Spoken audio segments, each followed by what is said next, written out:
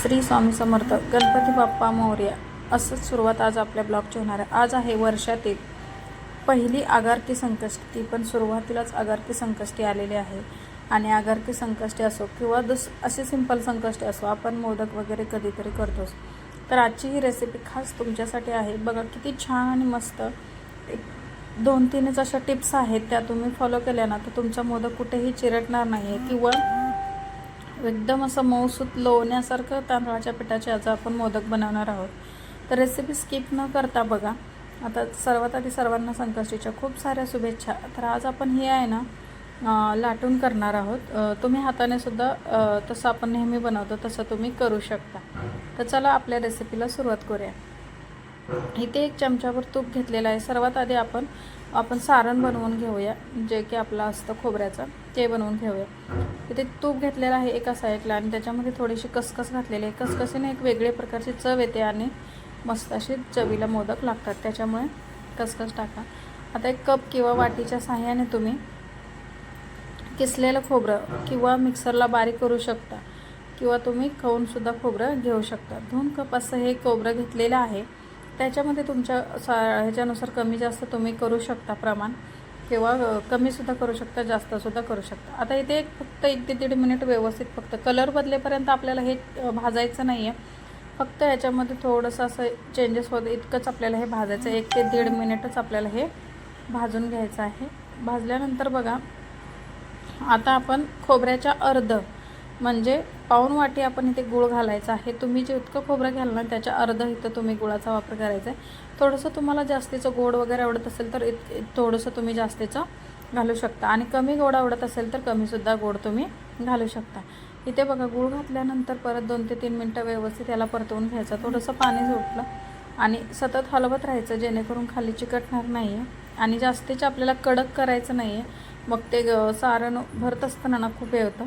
सारण ते व्यवस्थित हाताने असं प्रेस करून बघायचं, म्हणजे की आपलं तयार आहे की नाही ते सुद्धा आपल्याला समजतं। पण सतत 2 ते 3 मिनटं व्यवस्थित हलवून राहायचं, असं हाताच्या सहाय्याने घ्यायचं। जर हाताला खोबरं चिकटत नसेल ना तर आपलं हे परफेक्ट प्रमाणामध्ये सारण तयार आहे। बघू शकता तुम्ही, इथे खोबरं अजिबात आपल्या हाताला चिकटत नाही आहे किंवा गुळसुद्धा ह्याचं मिश्रण एकदम मिक्स झालेलं आहे, व्यवस्थित मिक्स झालेलं आहे, असं तुम्ही बघू शकता हाताने माझ्या कसं दिसत आहे ते। अशा पद्धतीने परत लगेच आपल्याला हे सारण आपलं इथे तयार करायचं। जायफळ आणि वेलचीची पूड एकदम थोडीशी घातलेली आहे, तर म्हणजे ज्या पद्धतीने जायफळ अगदी थोडंसं घालायचं आहे। आता बघा, आपलं सारण तयार आहे। आता आपण उकड काढायला घेऊया। आता हे तांदळाचं पीठ घेतलेलं आहे, 1.5 वाटी घेतलेलं। तुम्ही वाटीच्या प्रमाणामध्ये जर घेतलं ना तरी सुद्धा तुम्ही काय जातं। आता ही सिक्रेट टिप आहे ना, एक ह्याच्यामध्ये ही महत्त्वाचं आहे की मऊ मसलं लुसलुशीत होतं ते कॉर्नफ्लॉवर आहे ना, ते 1 चमचाभर घालायचं। त्याने खूप छान असे चिरटा वगैरे पडत नाहीत आपल्या पिठाला आणि छान असं होऊन जातं। हे चाळून घ्यायचं आहे पीठ। कधी कधी काय होतं की आतमध्ये काय नसतं, पण तरीही आपण चाळून घ्यायचं व्यवस्थित असं हे पीठ, आणि मग याची उकड काढून घ्यायची। आता जितकं पाणी पीठ घेतलं आहे ना तितकंच पाणी घ्यायचं। इकडे तिकडे थोडंसं कमी जास्त लागू शकतं, पण जितकं पाणी आहे तितकंच पीठ असावं, किंवा जितकं पीठ आहे तितकंच पाणी असावं। मीठ घालायचं आणि थोडंसं 1 अर्धा चमचा होईल इतकं तूप घालून घ्यायचं आहे याच्यामध्ये। छान मऊसरपणा येण्यासाठी ही टिप्स आहे, स्किप न करता बघा। म्हणजे तुम्हालासुद्धा पहिल्यांदा जरी तुम्ही बनवत असाल ना तरीसुद्धा तुम्हाला अगदी व्यवस्थित हे मोदक बनवता येतील। असे पाण्याला उकळी काढून घ्यायची, मस्त अशी छान हे तूप विरघळू द्यायचं, आणि मग ह्याच्यामध्ये आपल्याला जे आपण चाळून घेतलेलं पीठ होतं ते पीठ घालून घ्यायचं आणि मस्त अशी ह्याची उकड काढून घ्यायची। बघा, आता घातलेलं आहे, मला मस्त असं हलवून घ्यायचं, जेणेकरून पाण्याने ह्याचं हे होणार नाही आहे। ह्याच्या गुठळ्या आपल्याला परत मोडता येतात, असं काहीच नाही आहे की ह्याच्या गुठळ्या होतील वगैरे नाही। हे पीठ आहे, आपल्याला व्यवस्थित मळता येतं। हे मिक्स करून घ्यायचं आणि ह्याला कमीत कमी 7 ते 8 मिनटं आहे ना असंच गॅस बंद करून असं ठेवायचं, जेणेकरून ह्याला ना पूर्णपणे वाफ बसली पाहिजे किंवा पिठाला उकड व्यवस्थित आली पाहिजे। जितकी उकड व्यवस्थित येईल ना तितकेच आपले मोदक छान होणार आहेत। बघा, 7 ते 8 मिनटानंतर बघू शकता तुम्ही, छान असं हे गरम आहे। आता एका आहे ना मोठ्या भांड्यामध्ये, जेणेकरून आपल्याला ते मळता येईल अशा ह्याच्यामध्ये आपल्याला हे करून घ्यायचं आहे। आता थोडंसं पाणी घेतलेलं आहे, त्याच्यामध्ये सुद्धा थोडंसं तेल घालून घ्यायचं किंवा तूप घालू शकता. आता मॅशरने किंवा ग्लासच्या तांब्याच्या साह्याने तुम्ही हे मळून घेऊ शकता, पण हे थंड झाल्यावर मळायचं नाही, हा गरम गरमच मळायचं. गरम गरम मळल्यामुळे काय होतं, एकदम मऊ असा हा गोळा तयार होतो. जास्तीचं हे गरम गरमच असं मळायचं. बघू शकता तुम्ही, छान असं हे मळता येतं. तुमच्याकडे जर असं मॅशर वगैरे नसेल ना, तर तुम्ही ह्याला तांब्याच्या किंवा ग्लासच्या साह्याने जे असं बूड असतं ना त्याचं, त्याने खूप छान असं मळता येतं. त्याने सुद्धा तुम्ही हे मळू शकता. थंड झालं ना की मग परत आपल्या हाताला सुचवेल असं थोडंसं पाणी लावायचं आणि ह्या पाण्याने असं मस्त असं मॅश करून मळायचं, एकदम दाबून दाबून मळायचं, जेणेकरून हे एकजीव होईल आणि मऊ मऊ असं आपल्याला हे गोळा तयार होईल. जे कुठेही हे पीठ आपल्याला हे करायचं नाही. बघू शकता हाताच्या साह्याने दाबाने पीठ मळायचं आहे, जसं व्हिडिओमध्ये तुम्हाला दिसत आहे. बघू शकता किती छान असा लोण्यासारखा ह्याचा गोळा तयार झालेला आहे बघा, छान असा. तर आता याच्या आहेत ना आपण मस्त असे तुम्हाला जितके आकारामध्ये हवे आहेत, छोटे मोठे किंवा मीडियम साईजच्या, तुम्ही त्या आकारामध्ये इथे गोळा तयार करून घ्यायचा आहे. छानसा असा हा गोळा तयार करायचा.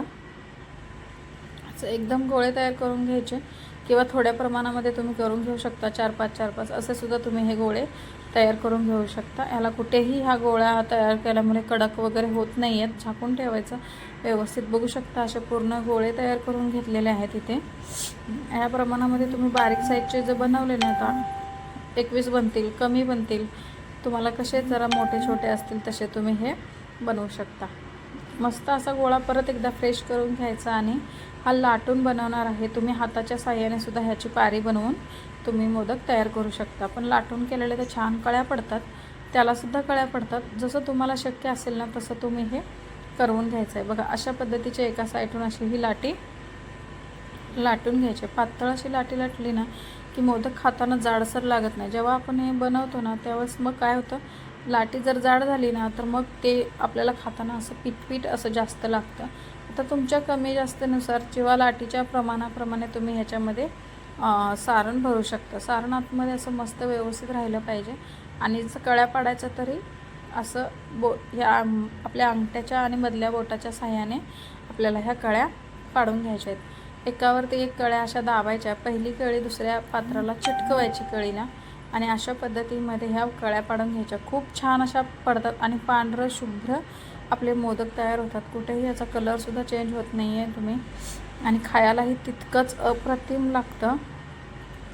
तर तुम्ही आधीमध्येसुद्धा हे बनवू शकता. असं नाही आहे की संकष्टीच्या दिवशीच बनवावं वगैरे, पण आज वर्षातली पहिली संकष्टी आहे आणि तीही आगारकी संकष्टी आहे. तुम्ही बनवू शकता घरच्या घरी किंवा मंदिरामध्ये सुद्धा नैवेद्य घेऊन जाऊ शकता किंवा घरीसुद्धा तुम्ही नैवेद्य बाप्पाला दाखवू शकता. अशा पद्धतीने बघा, हे जर जास्तीचं पीठ असेल ना तर तुम्ही वरतून काढू शकता किंवा तिथल्या तिथेच सुद्धा तुम्ही असं गोलसर असं करू शकता. बघू शकता तुम्ही किती छान असा हा मोदक तयार झालेला आहे. सर्व मोदक आपण ह्याच पद्धतीने तयार करून घेऊया. आता अशी जी जाळी असते ना त्या जाळीत किंवा मोदकाचं सुद्धा असतं ना, तर एवढ्यामध्ये एकदम असे बसणार नाही आहे. त्याच्यामुळे काय केलं की अशी मोदकाची जाळी असते, ह्याला मोदकाची जाळीच म्हणतात किंवा तुमच्याकडे काही दुसरं म्हणत असतील. आता जितके ह्याच्यात बसतील ना तितके आपण ह्याच्यामध्ये ठेवून घ्यायचे ह्या जाळीवरती वाफवून घेण्यासाठी. नंतर आपण काय करणार आहोत, तर तुमच्याकडे वेळ नसेल किंवा नसेल तर तुम्ही जे आपलं इडलीचं भांडं असतं ना त्यामध्ये सुद्धा तुम्ही हे मोदक वाफवून घेऊ शकता. त्यालासुद्धा थोडंसं तूप किंवा तेल लावायचं. मस्त असे तयार केलेले मोदक ठेवून द्यायचे. बघू शकता अशा पद्धतीने हे मोदक आपल्याला वाफवून घ्यायचे. आधी पाणी ठेवलेलं आहे, त्याच्यानंतर आपण हे दोन्ही कामं आपली एकाच वेळी होऊन जातात, पटकन असं होऊन जातं. त्यामुळे असं बघा तुम्ही मस्त छान असे 4 ते 5 मिनटं वाफवून घ्यायचे. जास्तीत जास्त 7 ते 8 मिनिट घ्या, नाहीतरी जास्तच असं वाफवून घ्यायचे नाहीत, उलू शकतात मोदक जास्त. अशा पद्धतीने हे काढून घ्यायचं आहे. बघा कलरसुद्धा चेंज झालेला नाही किंवा आकारसुद्धा चेंज झाला नाही. किती छान असे हे आपले मोदक तयार आहेत. तर तुम्ही आज ह्या संकष्टीला आगारकी संकष्टीला नक्की ह्या रेसिपी ट्राय करा. आणि रेसिपी तुम्ही कुठून बघताय ते सुद्धा मला कमेंटमध्ये सांगा. चॅनलवर नवीन असाल तर लाईक, शेअर आणि सबस्क्राईब नक्की करा. परत एकदा संकष्टीच्या खूप खूप शुभेच्छा. गणपती बाप्पा मोरया. श्री स्वामी समर्थ.